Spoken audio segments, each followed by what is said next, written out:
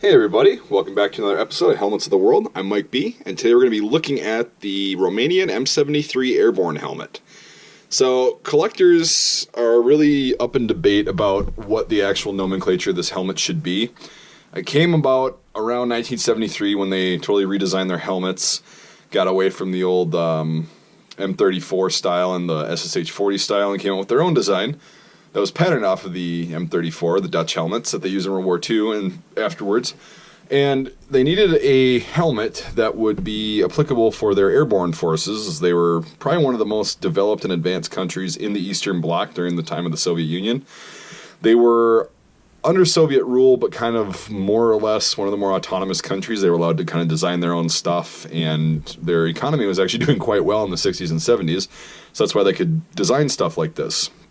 So they kind of looked at what it looks like is they kind of looked at the Polish, I forgot the designation, the Polish airborne helmet that the East Germans used, and they kind of wanted to do something like that, but have it be a Romanian design. So this is the end result of what they came up with. It's a really thin, tiny steel helmet that's got a ton of padding, and it's got leather ear protectors and everything, so it's a pretty sweet jump helmet. You want low profile on jumps, and that's what they got out of this. And this is a really, really, really tiny helmet, and it fits me, and I've got about a size 59.5 to 60 centimeter head, which is a melon. I mean, it's bigger than average, and this actually fits me comfortably. So it's pretty weird. Get this little chintzy net on these. These are notorious for being missing, and they're just built, they're pretty much thread that's braided together. And they're not very strong, but they're supposed to be for like camouflage netting and stuff. And there's actually pictures of these being used by Romanian airborne forces, which is kind of cool, because you'd think that a lot of these, like the East German ones, a lot of them were never ever even issued. But these look pretty new, so these were probably never issued, but there are some that are pretty beat up and whatever.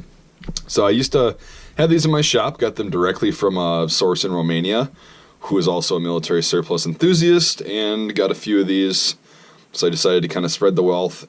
This is what I would consider a more advanced collecting helmet in the helmet collecting hobby. These really don't turn up that often. The only reason they're on eBay at the time of this video being made is because they found that stash, and for some reason people are selling them. But a lot of people don't know what they are because they look kind of like a football helmet with a net on it. So, yeah, but they're really cool. If you can kind of see how thin the steel is, it's flexing when I'm pushing on it. And I'm not really putting that much pressure on it, so it's really thin stuff. I have no idea how this would perform in a ballistic test. We'll take a look at the liner system. These were not just made for the jumps, but they were made for, sorry about reaching over here, and this is a double D-ring, so alright. These are made for kind of to be worn even after the jump on operations. So it's similar to the M73 liner. It's the black leather with the wool padding on the top. And then you've got these leather ear flaps, and it's actually rather comfortable. This thing kind of goes back to protect your neck hair against the stitching. And yeah, it's got some padding up here and everything, so it looks really compact and tiny, but it's made for melon heads like myself to wear comfortably. So yeah, if you really want one of these, I think they're on eBay. I may get more of these in the future, but there's not really an unlimited supply of these. So these haven't been made since about the 70s. And hopefully we can get more of them. But just a really cool helmet. If you didn't know about it, hopefully you learned something, because I certainly didn't know about these until I really got super stupidly into helmet collecting and figured out that these things actually existed, and there's not a lot of them floating around in the world. So yeah, hopefully you found this video informative, and if you got any questions, I'll try to answer them. I'm not an expert on these per se, but I have a basic understanding of kind of the history and the story behind them.